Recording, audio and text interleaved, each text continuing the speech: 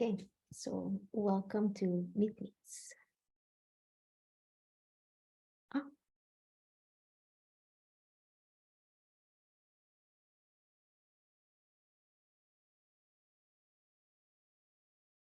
More meat, less meat.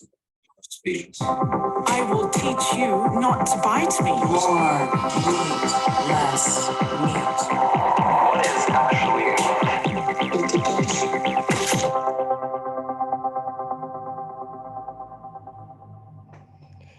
Welcome everyone to the third segment of our Meet Meets webinar series for fall 2022. The series is organized as part of the Norwegian Research Council funded project Mitigation towards sustainable meat use in Norwegian food practices for climate mitigation. Today we are hosting Jonas House, and he's going to tell us why insects are not the new sushi, using theories of practice to understand the acceptance of novel foods. A little bit about the project. Mitigation is a transdisciplinary climate research project. It was funded by the Norwegian Research Council under Klimaforsk, the Climate Research Co. And it's a project that crosses the social sciences, the humanities, and the arts, as well as including expertise on nutrition, and joining also partners from farming, from the restaurant industry, provisioning industry, as well as actors within climate communication and culture.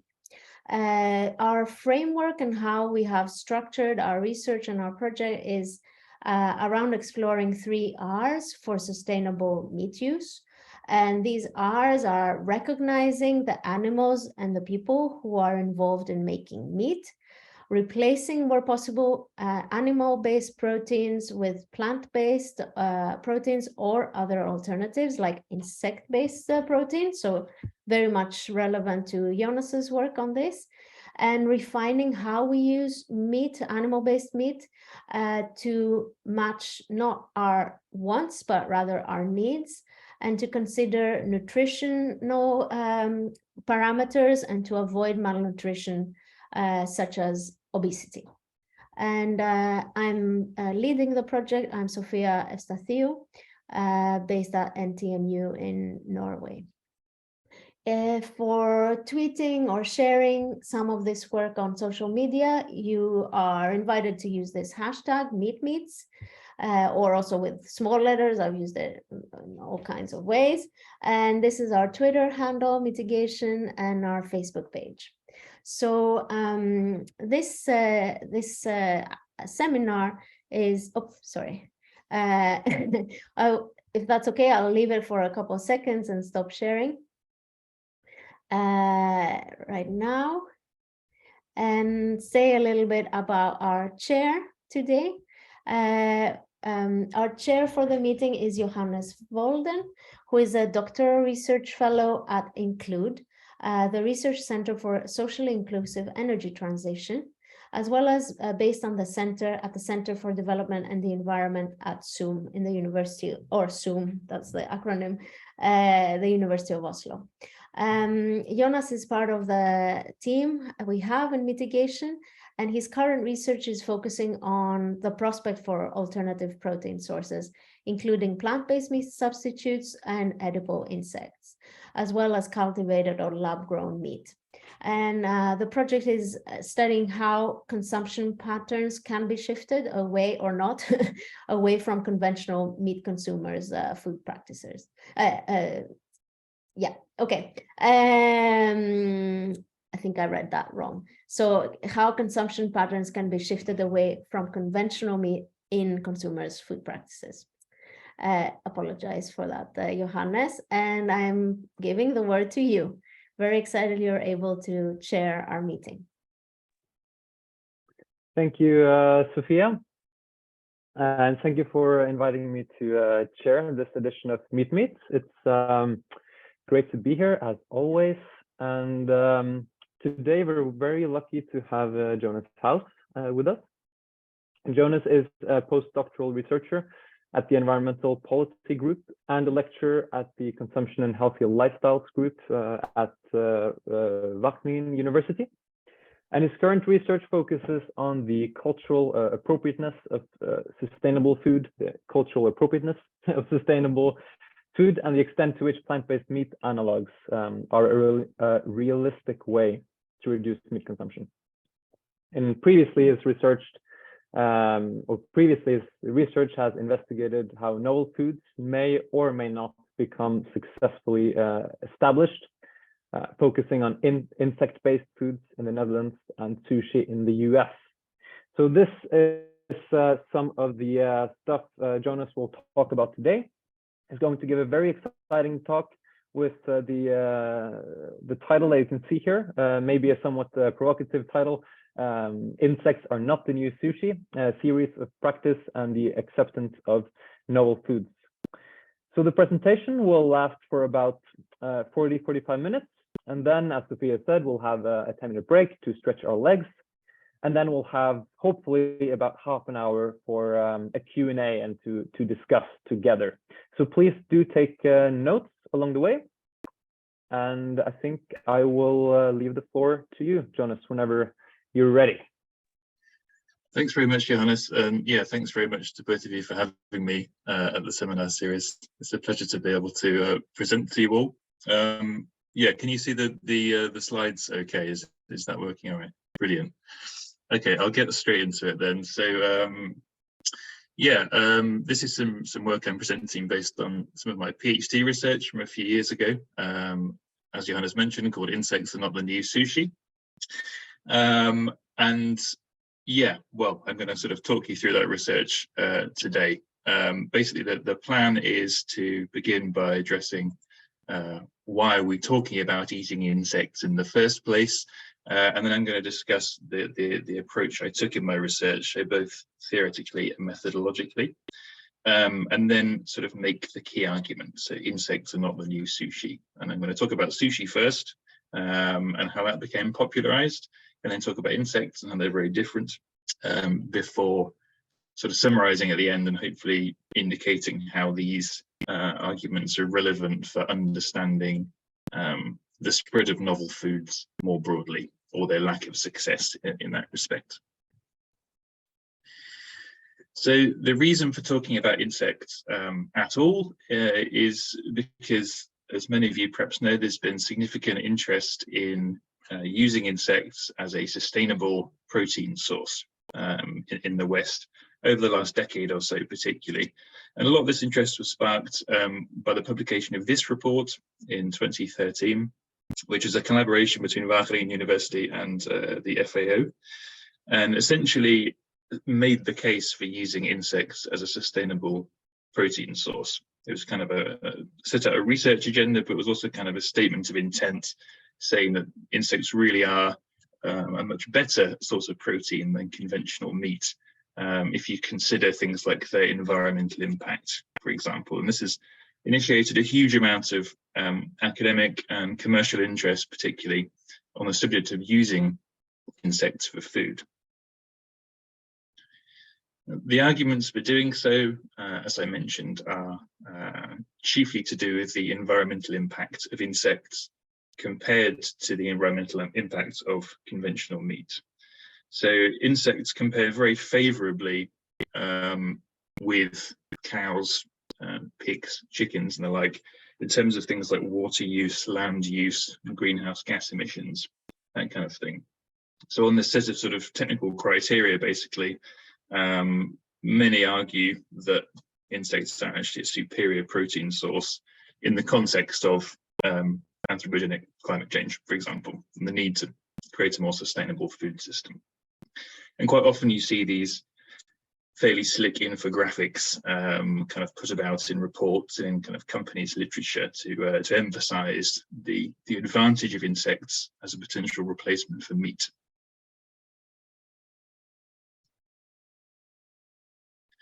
So in these terms, insects are being kind of produced and sold in the West as a sustainable protein. And that's in a couple of main ways. So firstly, you have the kind of whole insects, which are sold for use in cooking and also as a kind of snack. So there's some examples here from a UK company, Eat Grub. This is the packets of crickets, mealworms, buffalo worms, and grasshoppers, which they sell, for use in cooking. And these are typically dried. I think freeze drying is the most usual manner. There are also products like this available, so not using the whole insect, but rather trying to make products more palatable for consumers by disguising the insect content within a kind of recognizable product. And so the insect burger is perhaps the most common vehicle for that. There's been versions of it made in various countries in the West, so in the Netherlands, in Switzerland, and this is the German example, Germany's first insect burger. And these are generally kind of fairly conventional seeming vegetarian meat replacer products with a kind of sprinkling of insects as a way of trying to get them into people's diets in a fairly clandestine fashion without scaring people off, so overcoming the yuck factor, as it's often argued to do. So these are kind of the two main ways in which insects are sold, as sort of direct meat replacement, I suppose. There are also some slightly more peculiar examples. Insect pasta, for example. People within startups and things have started including insect kind of flour within a range of foods which don't obviously serve the purpose of replacing meat. So insect pasta is one of them. The logic seems to be that if you eat this, you won't have to put meat on your pasta, but quite what that would look like is not totally clear. And similarly, you have things like sort of potato chips or brownies or things like that. So there's lots of companies sort of including insects as a sustainable ingredient, but sometimes the emphasis on meat is a bit lost and all of that. But nevertheless, meat is the primary reference category for the production of insects for human food purposes in the West. So a kind of key argument that's made by people that work in insect food companies and also in the media and sort of commentary around insects is that insects can be the new sushi.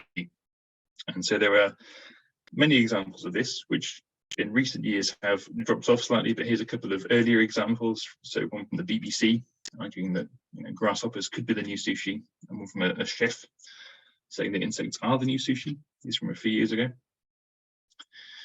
There's also one from this year I found as well. The company Insects from France is making these claims still, and indeed it's a question that's being investigated by The Guardian as well. Are insects the new sushi? So it's quite a sort of common discursive theme basically around insects, particularly within the sort of popular media. Now, what exactly does that mean? It's not entirely clear a lot of the time what people mean by saying insects the new sushi. So it's generally quite a sort of vague pronouncement about the idea that sushi was once culturally unusual in the West and has become widely popularized and accepted, and that insects can follow a similar kind of trajectory. And it's not often specified exactly what that would look like, but it's usually sort of implied that it's something along the lines of insect cuisine like sushi will sort of trickle down from high status environments, to the wider public, something like that, or will gradually become convinced with exposure and with marketing. Often there's an emphasis on kind of information and understanding about food. Alternatively, some people use the sort of California roll hypothesis. So the California roll is a kind of sushi dish that contains seaweed but hidden and doesn't contain raw fish, rather some kind of cooked fish, I think. And this is often framed as a kind of gateway dish, so sort of slightly less unusual version of a sushi dish, which kind of gets people introduced to the idea of sushi and acts as a kind of gateway dish. This isn't true. It's quite a problematic idea of how sushi became popularized, but also, it's questionable if this really applies to insects as well. And indeed, this is the point of my presentation today, is to argue that it doesn't really. This idea that insects are the new sushi doesn't really stand up to empirical scrutiny. It's essentially kind of conjecture and wishful thinking to make this comparison. And in fact, yeah, the reverse is true. Insects are not the new sushi. Now, this isn't just a sort of example of academic pettiness. I'd suggest that by kind of understanding why insects are crucially different from sushi, why sushi could succeed and insects haven't done, it does tell us quite a lot about how novel foods become established and how they can travel to new places.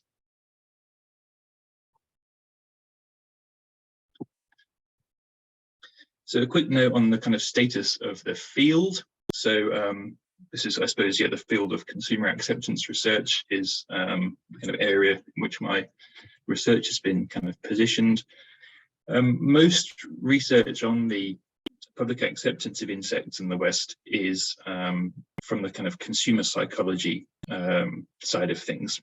So looking very much at kind of attitudes and values about insects. Overwhelmingly, this kind of research is decontextualized, so it takes place in labs or on web surveys. People may be confronted with an insect-based food, but it's usually not in the context of their everyday lives. And indeed, it's often hypothetical. So this is an example from a paper that I'm quite fond of criticizing, in which they kind of took a picture of some potato chips and photoshopped in some little bits and some pictures of insects. Try to infer from that what would be the most acceptable insect preparation for consumers. But of course, this doesn't really acknowledge the context of eating. So if you're in the shop, why would you choose insect chips over potato chips? It sort of doesn't really give us the whole picture. Another kind of characteristic of the field as well is that it tends to conceptualize acceptance of novel foods as being kind of a yes/no decision at a specific moment in time that will then stand in for all future decisions. And this is, manifestly untrue, basically. I mean, I think it's perhaps better to think of acceptance of foods in terms of their sort of routine integration into diets. If people are going to eat them again and again, rather than if they would say, oh, maybe I'll eat that, maybe I wouldn't, in a lab survey at a particular moment in time. So my approach, I guess sort of based on these criticisms of the field is a bit different. So I was aiming to look at the social context surrounding insect-based foods and investigate the kind of routine integration into diets. I'm talking today about some research I conducted broadly between 2016 and 2018, but I'd argue that the findings are still relevant in relation to the state of insect-based foods today. And the first part of the research was a study with consumers of insect-based foods in the Netherlands. So a few years ago, you could buy a range of insect-based convenience foods in one of the major supermarket chains here. These were things like burgers, nuggets, and schnitzel, which are kind of veggie burgers, veggie nuggets, with a proportion of mealworms invisibly incorporated inside. So you can see on the image here, the Insecta burger is kind of their flagship product. I did some research with consumers of these, so we put little recruitment cards in the packets of food that were sent to shops, and that way got to a sort of population of people who had voluntarily purchased these things. With them, we did some interviews, food diaries, and accompanied shopping and cooking to get a kind of insights into how and to what extent these foods were integrating into people's diets. So it wasn't just about trial consumption, but were they becoming routinely consumed? And the second part of the research that I'm discussing today is about the history of sushi in the US. So essentially this is when sushi first kind of left Japan, as it were, and became established somewhere else, was in the US in the 1960s. And this is based on research in an online newspaper archive, as well as secondary literature researching. The reason for this is, I was going to sort of address the insects are the new sushi claim head on, but there was very little research about the establishment of sushi at the time, so I had to do it myself. So that's also part of the research I'm presenting today. So the theoretical basis of my work is social practice theory. Many of you are perhaps familiar with this, but for those that aren't, it's a social theory that conceptualizes society as being made up of an agglomeration of different practices. So working, eating, commuting, socializing, and so on. And these practices are kind of both the building block of society, as well as the basic unit of analysis in social research. And this sort of shifts analytic focus away from the individual, as in the typical consumer acceptance research that looks at attitudes and values, and towards practices, so these kind of routinized activities. And in this way, it kind of acknowledges that we do obviously have some agency, but at the same time emphasizes the kind of collective, socially embedded nature of human activity, including food consumption. And so in these terms, eating isn't the outcome of a series of consumer decisions, but rather it's a practice that's kind of constituted or made up from the interrelation of different elements, so social elements, bodily elements, material elements. This is perhaps a bit abstract, but in this talk and in my work, I've been drawing on Elizabeth Shove and colleagues' conceptualization of what a practice is. And for them, it's constituted of three key elements, so materials, competencies, and meanings. Materials are objects, tools, and infrastructures. Competencies are knowledge and embodied skills. And meanings are things like cultural conventions, expectations, and socially shared meanings. So to make that a bit more concrete, an example I've borrowed from a presentation by Cecily Maller. She talks about the practice of eating breakfast. And in order to kind of enact or perform that practice, you need each of the relevant components. So you need the relevant materials, so food, kitchen appliances, crockery, that kind of thing. The relevant competencies, so how to make breakfast, how to eat it, that kind of thing. And the relevant meanings as well. So the idea of breakfast as a sort of recognizable meal you eat at a particular time of day, when you do it, where you do it, who you do it with, kind of thing. And so the practice of eating breakfast, sort of takes these three elements and kind of interrelates them dynamically in each kind of performance of it.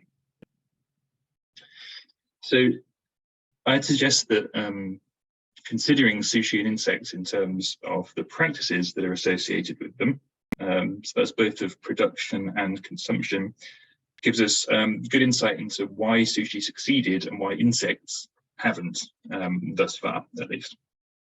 And it's also instructive, I think, for thinking about the acceptance of novel foods more broadly. So beyond attitudinal change, which is generally the focus of research in the area.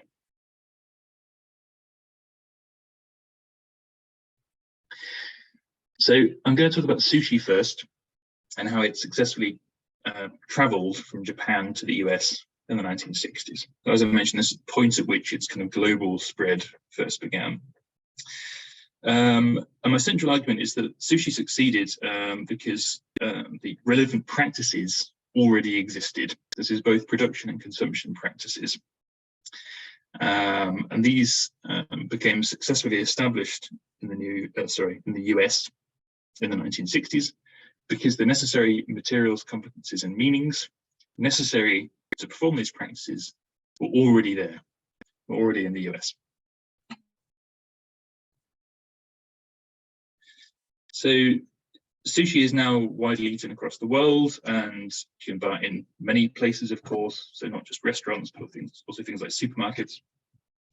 But it first became popularized outside Japan in the sushi bar formats, which developed in Tokyo after World War II. We have a small number of diners, as in this image, kind of seated at a countertop, and the chef's in front of you, kind of serving the food directly. So it's just a sort of small, intimate experience, basically, with a very specific kind of material setup. So sushi bars didn't just appear in the US. The first examples were all established in places like Los Angeles and New York, and all of them were part of much larger, long-established Japanese restaurants. So LA in particular was a hub for sushi, and I'll be focusing mostly on that today, accordingly. So the image here is a picture of the Kawafuku restaurant in Los Angeles, which is one of the first Japanese restaurants in the US to have a dedicated sushi bar. And this is the sushi bar from the Kawafuku restaurant. As you can see, it's kind of the classic format where you're sitting at high stools at a countertop and you're served by the chef. What's quite important though about this is that this is only a small component of the restaurant's offerings. So this is the most popular Japanese restaurant in LA at the time, and it could seat several hundred customers over 5 floors that are occupied. Sorry, Also, Jonas, to interrupt. Yeah. When was that, or when would that have been? In the 19. I'm talking about the early 1960s. I think it had been in existence since the 1940s or 50s, but in the sort of post-war years, so 50s, 60s, into the 70s, it was incredibly popular. So yeah, I mean, as late as 1971, it was still being advertised as a sukiyaki house. So sort of advertised in terms of a sort of less adventurous rice, meat and vegetable dish. So a sushi bar is only one of its attractions, basically. So this point about sushi bars being part of bigger establishments is quite important, I think, because it reflects the other early US sushi bars as well. So they were all part of larger, well-established restaurants. And this meant, obviously, that they could be experimented with without jeopardizing anybody's livelihoods. It wasn't that somebody was opening a sushi bar on its own, but rather they were a very small part of a much larger stable restaurant selection, which kind of enabled them to be trialed. So a key reason that Japanese restaurants in the US, and by extension sushi bars, of course, were able to become established was the presence of a pretty well-established food supply network, particularly in Los Angeles. And so this is the example of the Mutual Trading Company. This is essentially an organization that predated World War II, but by the 1960s was flourishing again in the supply of restaurant supplies and equipment from Japan to the US. And the Japanese American community, particularly in the major cities in the States, was characterized by a particularly high level of this sort of organization. Mutual Trading, though, being the biggest, it still exists to this day as a supplier of restaurant-related equipment and food.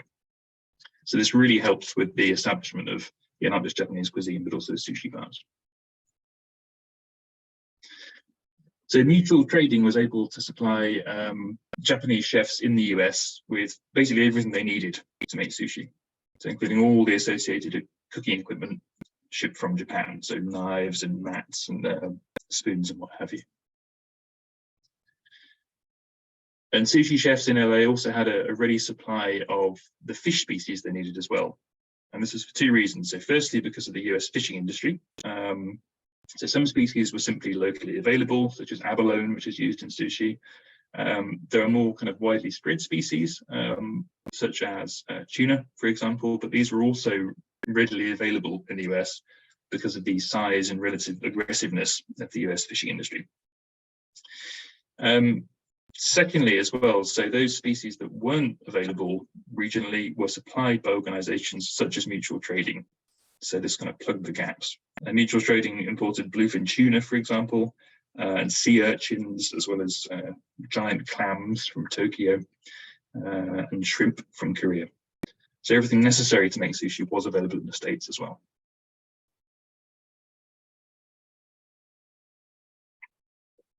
This included the special kind of rice required for sushi, which is by no means inevitable. So sushi requires short or medium grain rice. So this becomes sticky when you cook it, and it kind of holds its shape when you mold it. California long grain rice doesn't have these properties, and so it's not suitable for use in sushi. But in 1948, in California, a kind of indigenous variety of medium grain rice was developed in that state. So this provided a domestic rice strain that could be used in Japanese cooking. And this was then followed in 1963 by the premium Kokuho Rose variety that you can see here, which was, and I think remains, the kind of preferred rice for sushi due to its taste and its appearance and its material properties. So this means that yeah, as a result of both the kind of physical and the human geography of California, the kind of required rice strains for sushi to become established were present there at the time. And there's one author that suggests that it was actually the ready availability of rice in the US that facilitated the sushi boom there. So he argues that had it been necessary to import rice from Japan, the prices would likely have been 5 to 10 times higher. So importantly as well, it wasn't just the stuff that sushi is made of that was available in the US at the time. There was also an experienced labor force that was able to work these ingredients into sort of authentic and appealing renderings of Japanese sushi. And one author suggested that the Mutual Trading Company was able to provide everything needed to make sushi, apart from real estate and labor. In fact, there's evidence that they helped experienced chefs to migrate from Japan to the US to work in the new sushi bars. And this is a practice that other established sushi bars also took part in. So sort of importing chefs, as it were, from Japan to the US to provide their necessary labor. So taken together, these factors meant that sushi production practices could be enacted in the 1960s US. So the constituent parts of the practice of supplying sushi were already there, and they were actively drawn together by Japanese American entrepreneurs in the large coastal cities. So that's components like the relevant materials, fish, seaweed, rice, that kind of thing, the relevant competencies to work with these materials, and the relevant meanings as well. So this idea of, I suppose, the authentic or traditional method of sushi production. It wasn't enough though for sushi to be available in the US in the 60s, it also had to be eaten by people. So that means that sushi consumption practices also had to become established. And this was indeed successful because the component parts of such practices were also available in the US at the time. So one such factor was the pretty substantial levels of Japanese business migration to the US during the 1950s and 60s. Los Angeles already had a fairly substantial Japanese-American community prior to the Second World War. So Little Tokyo, it's called, which is one of the reasons it had a stable and popular range of Japanese restaurants. But during Japan's post-war economic miracle, it's called, sort of huge economic growth, this population was supplemented by large amounts of business-related migration from Japan to the US. So people that were generally quite wealthy, relatively elite, who brought money with them and also a taste for the sushi they developed in Japan's metropolitan centers. And indeed, it's the kind of frequent business meals of Japanese and American colleagues, which seems to have played an important role in white Americans developing a taste for sushi. Another important factor was technological as well. So commercial aviation between the US and Japan began in 1947, so during the US occupation of Japan after the Second World War. But by the 1960s, jet services had been introduced as well.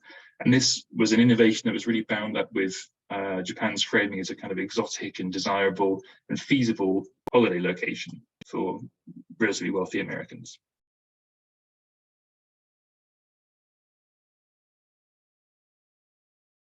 And part of this was an increasing appreciation of Japanese cuisine in the US as well.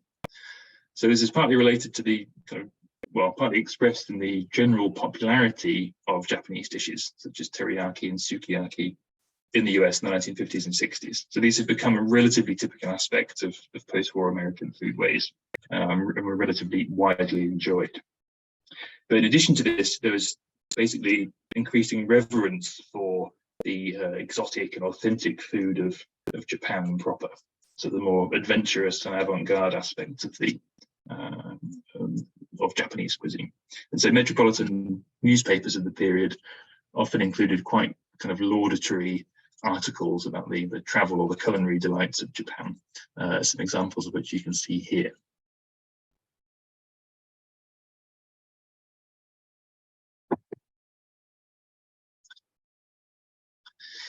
This is also related to the post-war growth of what we'd now call consumer culture. So this idea of with increasing US prosperity came this development of consumption as a sort of means of leisure and means of identity.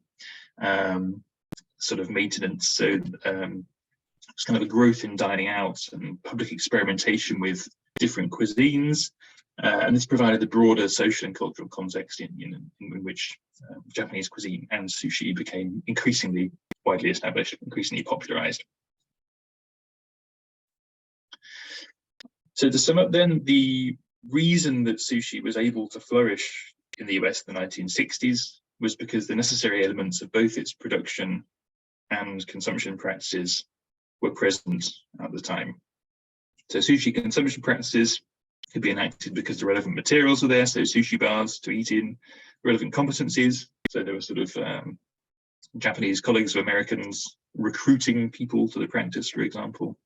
Americans who'd experimented with it kind of recruiting each other. And the relevant meanings as well. So at the time, to some extent, still, of course, sushi is regarded as a sort of novel, exotic, authentic, and kind of exciting means of dining out.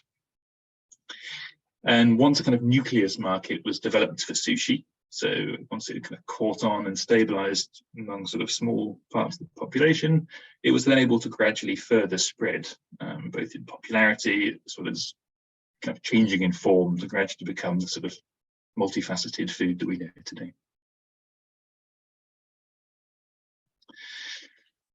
So that's sushi, but yeah, what about insects? So my central argument here really is that the attempt to introduce insects to Western diets is in no way comparable, basically, with the introduction of sushi. It's important to mention at this stage that the 4 main insect species that are produced for human food in Europe, which are mealworms, crickets, grasshoppers, and buffalo worms, were selected for fairly arbitrary reasons. So in 2007, 2008, some Dutch insect breeders got together and decided to try and produce insects for human food. They drew on their existing expertise and technical know-how in rearing certain species for zoo animals and exotic pets, that kind of thing. And so alighted on these species, basically, based on what they were able to do. And at no point does there seem to have been much consideration of, do people actually want to eat these? It was very much seen as a kind of, if we build it, they will come kind of thing. We'll scale up the technology first, and then we'll work out what to do with them later on. This has been problematic for reasons that I'll explain in a moment. But the species selection, nevertheless, has a significant impact further down the chain, which I think is something that's important to consider for other novel foods and their attempted introduction. So, yeah, whereas the unusual kind of ingredients in sushi, so raw fish and seaweed, which are the things that, yeah, are regarded as the most, the biggest victory, I suppose, for the cuisine becoming popularized, whereas they were already part of a kind of set of production and consumption practices around sushi and sort of embedded within these, dishes and this mode of eating. For these 4 insect species, no really relevant practices exist. So mealworms and buffalo worms don't appear to have any history whatsoever of human consumption. It's possible, but if so, it's very poorly recorded. Crickets and grasshoppers do, but not these particular species that are produced in the West, and not ones that are produced in this way, so being freeze-dried and sold in bags in delis and online. So where these things are eaten, they're typically eaten fresh, but they occur in kind of the local environment, sold at markets and that kind of thing. But effectively, there are no food practices that can be directly drawn upon to position these as food in the West. So this means that different food practices to introduce them need to be identified. If we're going to eat them, we have to eat them in some way. You think up ways to eat them. And it means that, yeah, one of the approaches has been to kind of insert these into established eating practices, which means that they need to be integrated within pre-existing configurations of materials, competencies, and meanings within kind of Western food practices. And this is actually incredibly difficult to do, which I'll hopefully kind of explain over the course of what follows. So one of the main approaches thus far to introducing insects as food, as I mentioned earlier, has been to include them in these sort of meat replacer products. So my research focused on a range of these. This is an example of 3 of the main products here. So schnitzel nuggets and veggie burger, which were essentially conventional veggie meat replacer products with about 14% ground up buffalo worms included as a well, sort of sustainable green protein ingredient, as it's kind of indicated on the label here. What this meant was that the products were essentially fairly average quality meat replacers in which their kind of insect content had been invisibly integrated effectively. So on the left, you've got a picture here of the inside of one of the products. On the right, the original kind of insect protein in its unprocessed state. Now, this approach to trying to insert insects into sort of Western food practices by putting them in a particular range of foods means that, yeah, they're quite heavily kind of scripted as a food. So by including them in this range of products, it sort of quite heavily directs how they're going to be acquired in shops, how they're going to be cooked, and how they're going to be eaten. And perhaps fairly obviously, that is in the conventional fashion of plant-based meat replacer products. They were used in much the same way by the people I spoke to that had tried to eat them. And quite often, this was the traditional aardappelvleesgroente meal format, potato, meat, vegetable, which I understand from Jonas is also quite popular in Norway. And quite often, yeah, people just sort of eat these products in this sort of classic kind of meal configuration. And this meant then that the practice of eating the insect products was broadly the same as eating the practice of eating meat replacers more generally. So it involved the same materials, so vegetables, potatoes, pots and pans, the same kind of competencies, so the culinary skills you would use to prepare food normally. And similar meanings, this idea of meat reduction for perhaps ethical or environmental reasons. So on the face of it, it looks like it's quite easy to insert insects into Western food practices because you can just kind of substitute them for other kind of alternatives. But this wasn't actually the case. They were quite difficult to integrate into food practices in this way, despite their superficial fit. And the reason for this is because once you put insects in a specific product type, it will become judged by the same criteria as other products in that group. So in this case, other meat replacers. So they became one of a wide array of potential alternatives for use in relevant food practices. And what this means is if your new product, in this case an insect-based product, can't outcompete others on fairly key criteria like price, taste, and availability, it won't be eaten. And for the insecta range, that was indeed the case. These were relatively expensive, they were average tasting, they were intermittently available. And this meant that, other things were chosen. It was and remains a very kind of saturated product category. There's been a lot of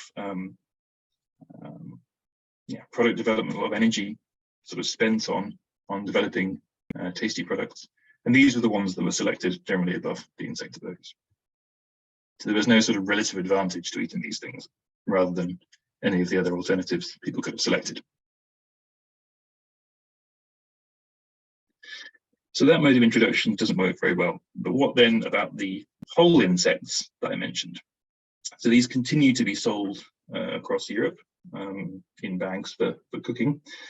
And these are difficult to include in Western eating practices for a different set of reasons. Firstly, they're not easily available. And this is quite a problem. So you can only really buy them in sort of specialist delis or online, really. And this is if you want people to eat foods at all regularly, which I would argue is basically the definition of a food being accepted if it's at least semi-routinely eaten. This is problematic if the foods aren't available. If they're not in the usual context of shopping, they're difficult to integrate into one's diet. Because most of us, I think, don't buy individual ingredients from different websites in order to feed ourselves. People tend to do shopping in the supermarket, for example. The insects are also very expensive as well. I'm not sure you can see on the slightly grainy image, but the box of 35 grasshoppers was €11.44. Mealworms, 50 grams, €4.83. So they're incredibly expensive in relation to either meat itself or plant-based alternatives.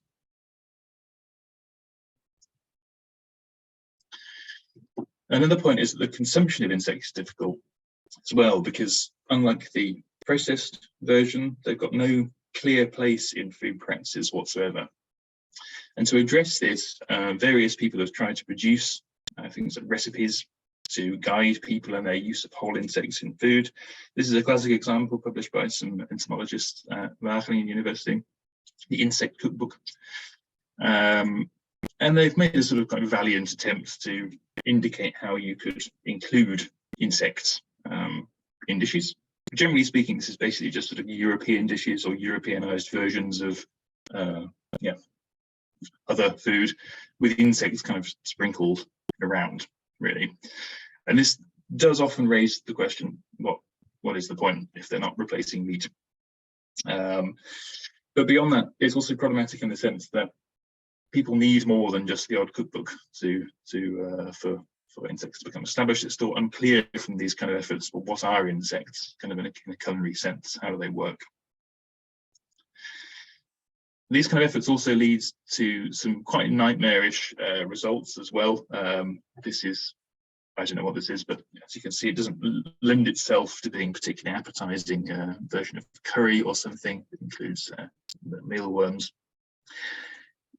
And indeed, some nightmarish dishes which don't seem to do very much to address the meat problematic either. You get this kind of mission creep and people start including insects just in all manner of foods. So here there's some on brownies, as well as, I think, a topping for a pork sausage of some sort. But basically, the key point here is that all my respondents that had tried whole insects didn't really know what to do with them. They didn't really seem to add anything to particular dishes. They didn't taste great, and they didn't really know where they would go in a meal. Like one participant said she tried making a curry, but they were a bit kind of bitty. They weren't sort of like the meat that she was trying to replace. Somebody else tried them on brie with a cracker, but again, that raises the question, why are we adding insects, given that meat wasn't there in the first place? This also was something I was fed at a conference a while ago, just sort of included it to show how difficult it is to make appetizing looking insect food from whole insects. It just looks like your meal has been left outside for a few weeks. So to sum up,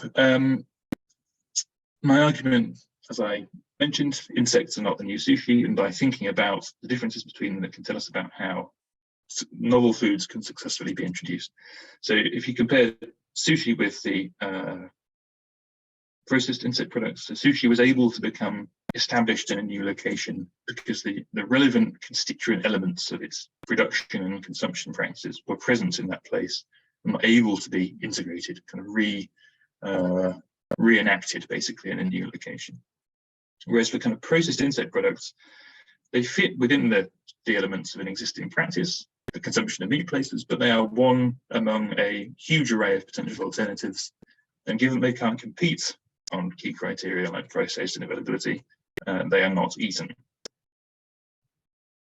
With the whole insects, they face a slightly different problem, which is they're not part of any recognizable set of eating practices whatsoever.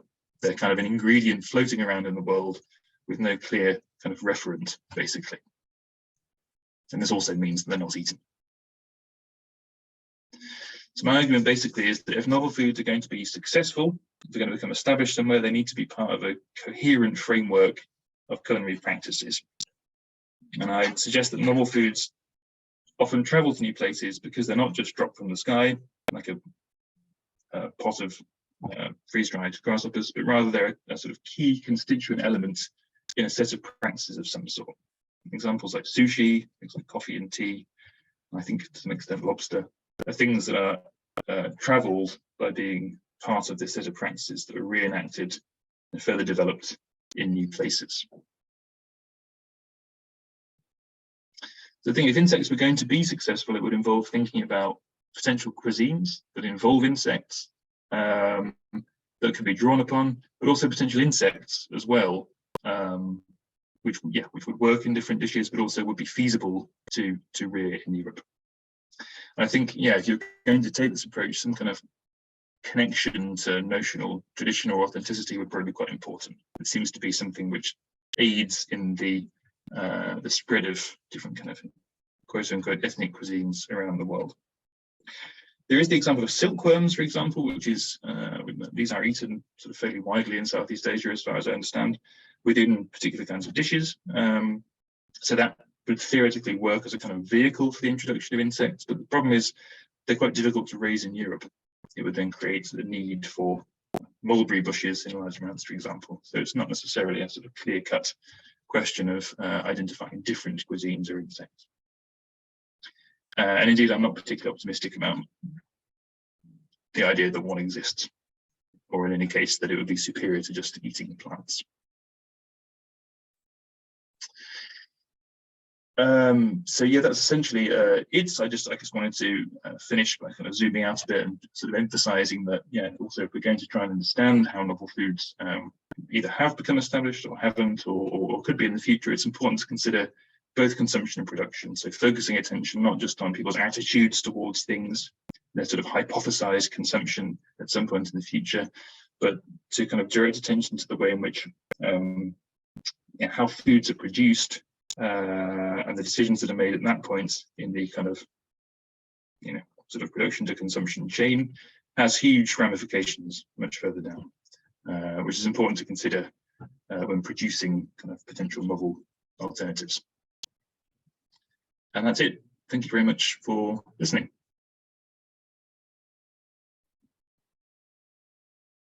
All right. Thank you so much for that wonderful and very thought-provoking talk, Jonas. Thanks. I think we all learned a lot.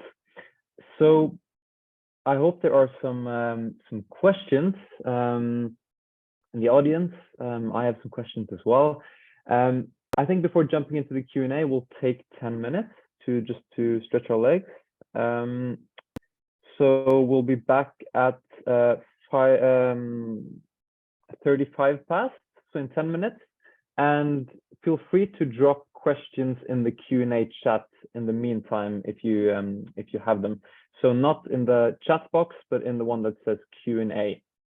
And then I'll read them out, or you can ask the question yourself on camera afterwards if you want to.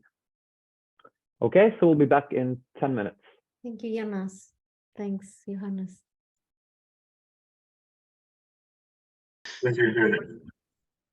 Thanks also, Johannes, for the kind of it's difficult with cultured meat. I think I'm hesitant to kind of extrapolate about it because it's such a singular thing. I think, like, I'd say that some of the arguments would certainly apply, that we'd need to think of some way of fitting it into established food practices.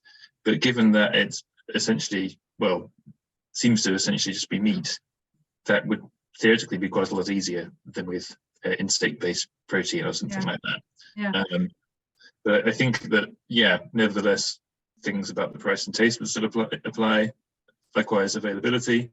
I think also that the problem with cultured meat is that there's likely to be this widespread notion of unnaturalness, which I think will probably be quite difficult to contend with. But I wouldn't know how to begin addressing that, to be honest. I hope is that useful at all? Sure, yeah. I just had this, this sort of cookbook that was written, I think about, 6 years ago, maybe, this meat colored book. And there, of course, they came up with all kinds of crazy ideas what you could do with meat. Obviously, that's kind of playing into the same strangeness, just as a curiosity. But is that the thing with like knitted meat and stuff like that? Yeah. Because I feel a bit like, so with insects, I think that maybe emphasizing the singularity and distinctiveness of insects might actually be something which gives them a kind of reason to be. But I think if you're trying to make veggie burgers out of them, it's questionable whether that's really has any value. But if you were going to introduce them as something as an end in themselves, then maybe that would work. But I think with cultured meat, I don't know. I feel a bit. It's entirely personally, but sort of drawing attention to its natural, and its novelty might be counterproductive. I'm not really sure, but Yeah. I don't really know, to be honest. I think it's very interesting, but a very difficult topic to consider, given that it's not really commercially available anywhere apart from Singapore. Yeah, are you working on it yourself? Not at the moment, not with cultivated meat at the moment, no. But I have done. Okay. Yeah. Yeah. Nice. I would investigate. Thanks. Thank you. Okay, thanks for a very good question. It's also, of course, interesting to think about how these alternative protein foods are represented and what kind of forms of consumption and styles that are being put forward. So whether that's these very experimental representations of weird or odd animals via cultured meat, or whether it's a cake with insects or whatever it is. That's also, of course, interesting to in and of itself.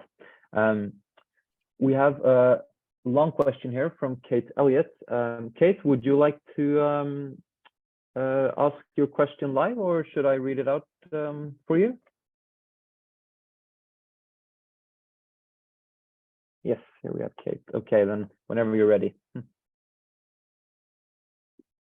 Sure. I feel I love insects as a human on the planet, and I have such ambivalences about eating insects. I worry that. Oh, sorry.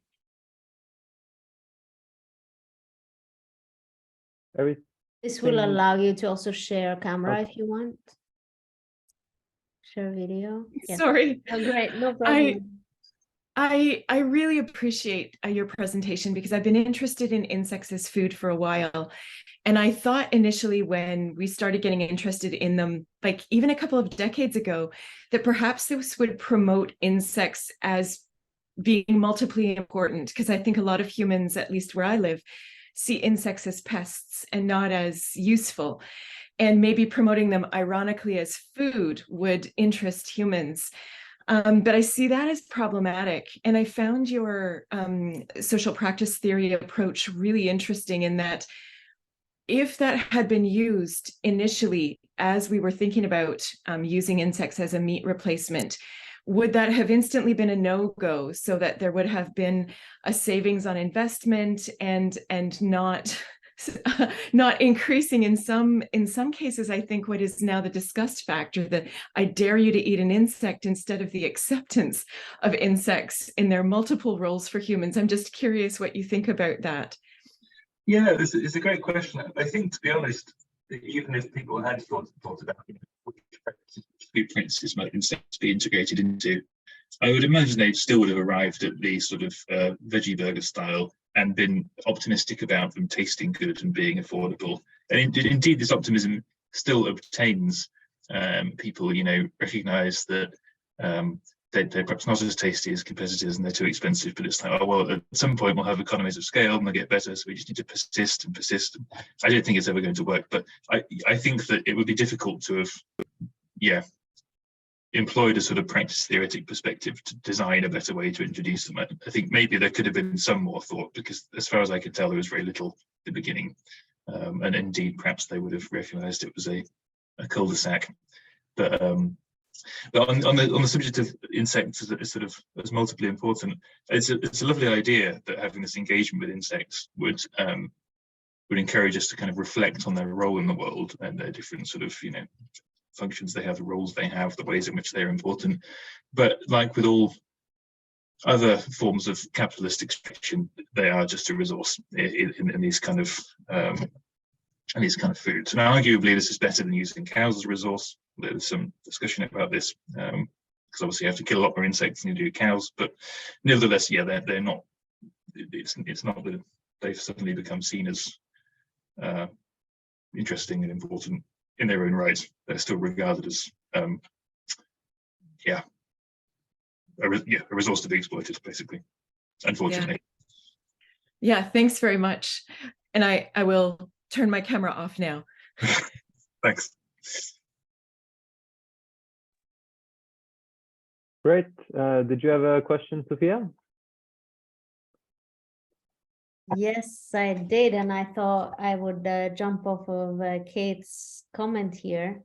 I was also wondering about your claim that this analogy between sushi and insects relies on there being kind of no practices or no meaning attributed to insects.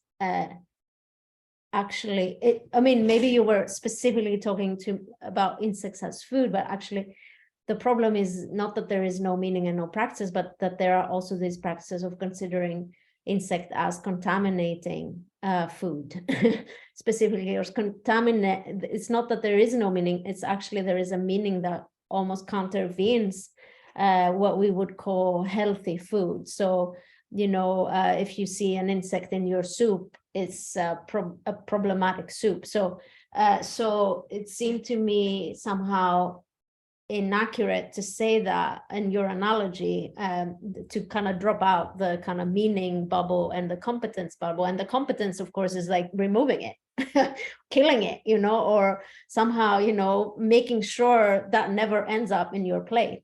So I would say, I would challenge you on that.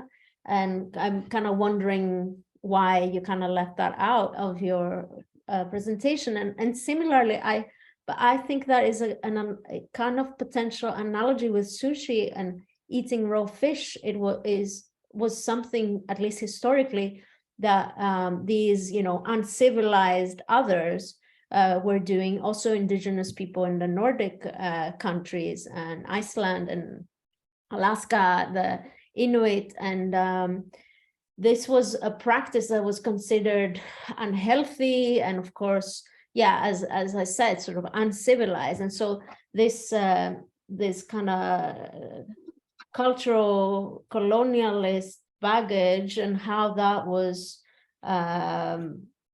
overcome in the US is an interesting story. So it's important as well, I think, to include in your narrative, because in some ways, you know, why not before the 60s?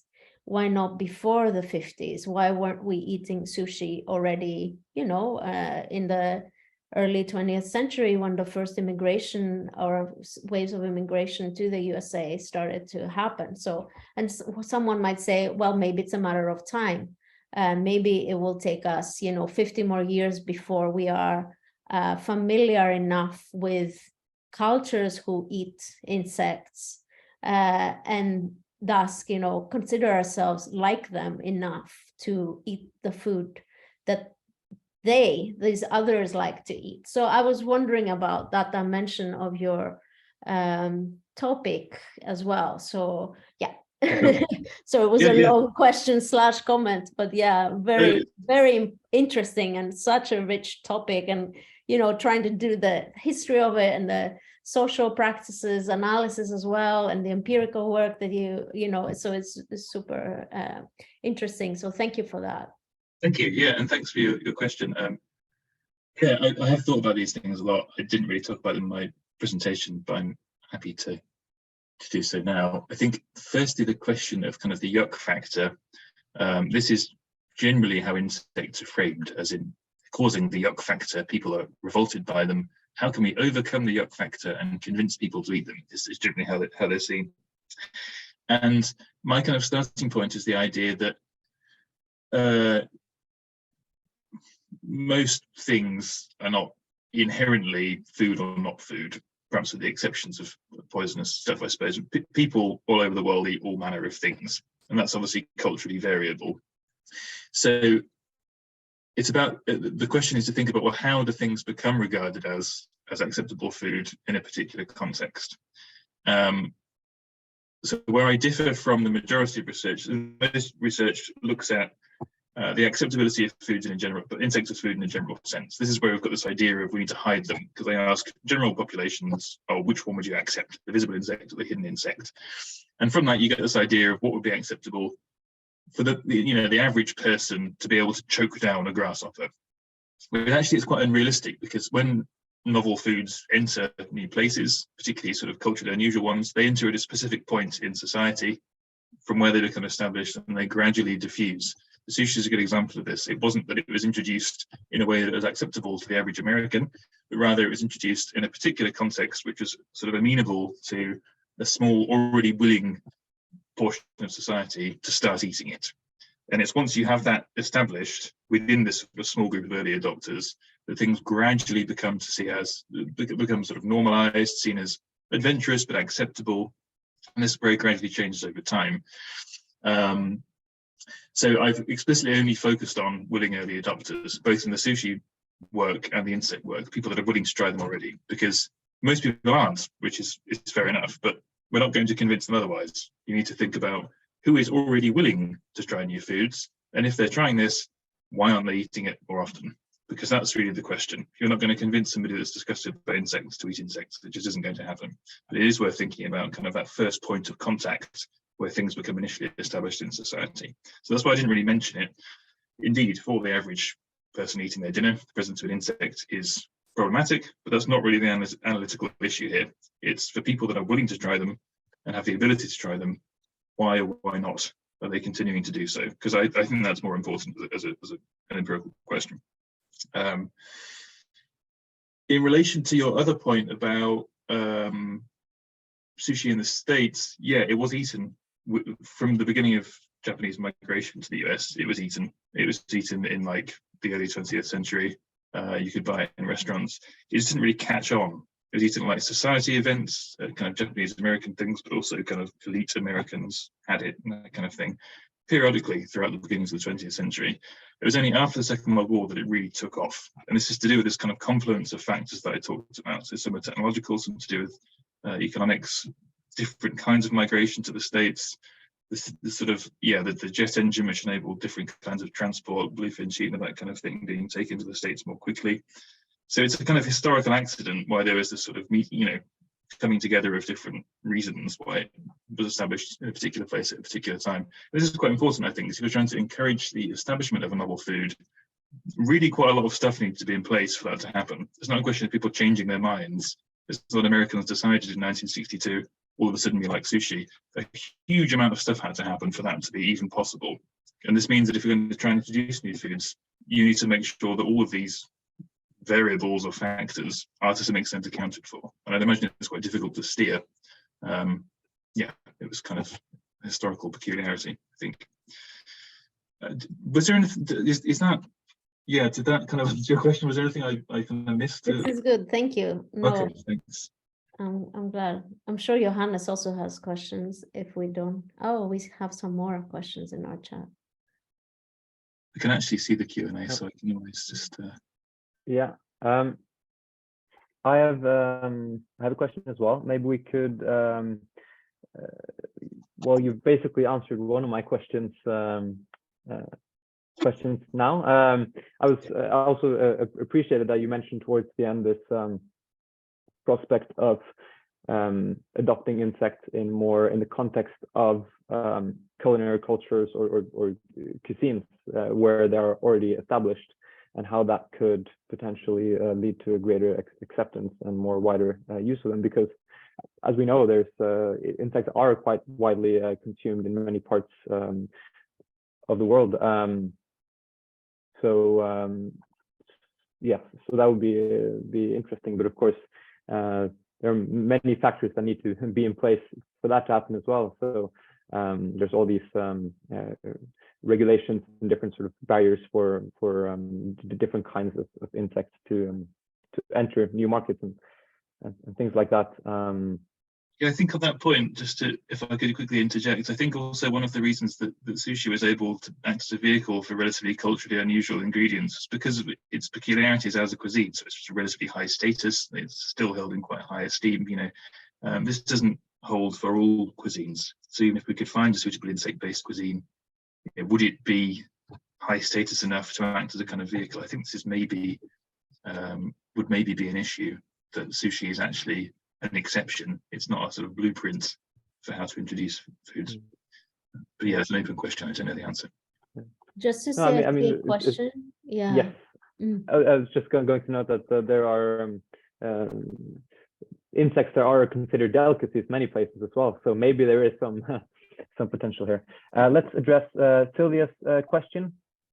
Maybe should we just read out the question maybe, because we don't have too much time? So Sylvia's yeah, I promoted Sylvia okay, to perfect. just to so she can Perfect. ask Welcome, Sylvia. question, if you like, Sylvia. Yeah. Thank you for joining us.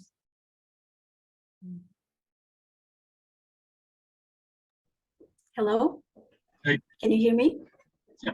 I cannot hear you. Oh no. I don't know why.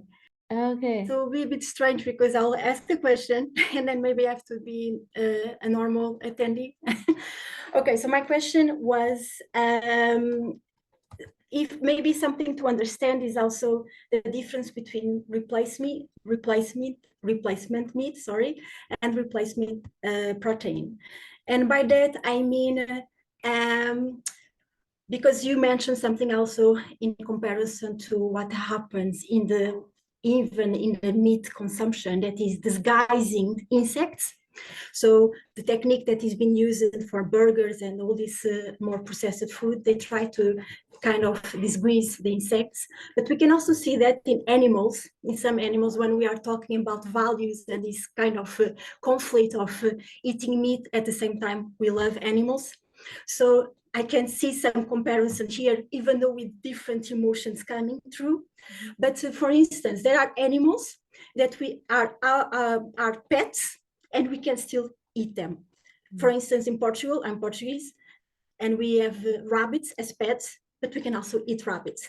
So it's quite interesting, like when we talk about the insects, when they'll be yuck or when they'll be actually acceptable. And depending on the context, like rabbits, if they are our pets, we not imagine to eat them. So also this effect of being disgusted or repulsed, together with the context that you were saying, like how sushi became so easily accepted. Somehow the context was brought to the cultural with all these scenarios and all these narratives, right? So how to bring the context of the insects in a way to, maybe we are replacing protein, not meat. Maybe we are trying to change this yuck context also by which insects we are talking, you know, playing around a bit this idea in comparison to the meat that we already have versus animals in this disguising, let's say, some animal products. And now I have to, I cannot hear, so I have to leave now. Sorry. Sorry, Right, we have I'll just make you wait a minute. Make you into a panelist and attendee. Okay, so when we're ready, we have about a minute for a quick response. Okay, so hopefully you can hear me, Sylvia. So yeah, it's an interesting question. I think this distinction between meat and protein, I think certainly insects could be potentially introduced, as some sort of protein component in some sort of cuisine. But I think the key issue is, the whole point of them is that they are more sustainable than conventional meat. So they would need to, you would need to ensure, I suppose, that they were fulfilling that function if they were to live up to their promise, I suppose. I think another interesting point that you raised is this idea of hiding things and how that works for meat. This is indeed a crucial distinction between the two foods, because meat is generally more acceptable if it's processed in a way that it's not recognizable. It doesn't have a face or something like that. Whereas insects suffer from being hidden, in the sense that they are more acceptable, they're easier to try, but there's no point to eating them. If you just got a veggie burger but then it happens to contain insects, they're often much nicer plant-based things. So I think that's the problem. Meat tastes very nice. This is one of the key issues, I think. And insects, as far as they're produced in Europe for food, don't really, which is, I think, probably one of the central issues that we're facing here. If they're incredibly tasty, maybe they would work better being hidden, but I'm not sure. I see we have Perfect. one question. Should we read it, Johannes? Yes, I was going to say that we're just running out of time, but maybe as just to end this, if we want to end on time, maybe we can just shorten the question that we got from Miriam Garcia Valencia. So I would just maybe I can just ask, have we burned the opportunity? Maybe you can see the question, the whole question in the chat for later reference. But let's shorten it down to, have we now burned the opportunity with insects, or is there still a possibility that we'll adopt them? Yeah, it's a great question. I don't think we've necessarily burned or squandered the opportunity.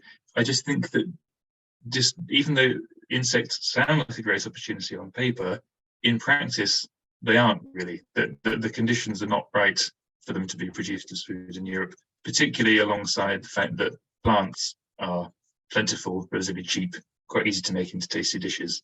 So I just don't really see them as being a feasible protein source, unless meat becomes incredibly expensive, insects become incredibly cheap, for example. But I think plants will be the more feasible alternative. Perfect. Thank you very much. Maybe I'll leave it to you to wrap up, Sophia.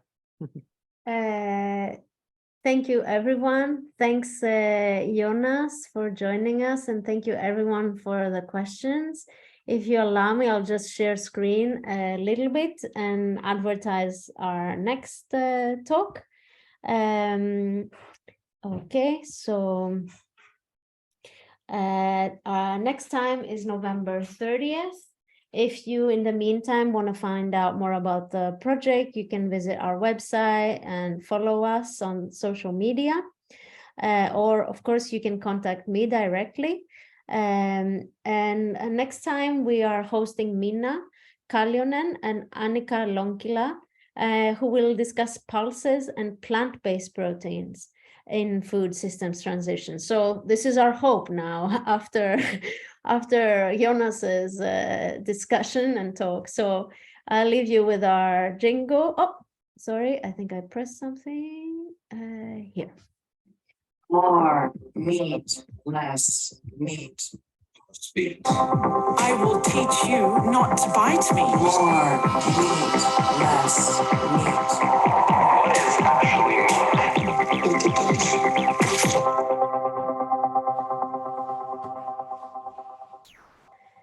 Thank you, everyone, and see you in a few weeks. Bye-bye. Thank you. Bye. Thank you. Ciao.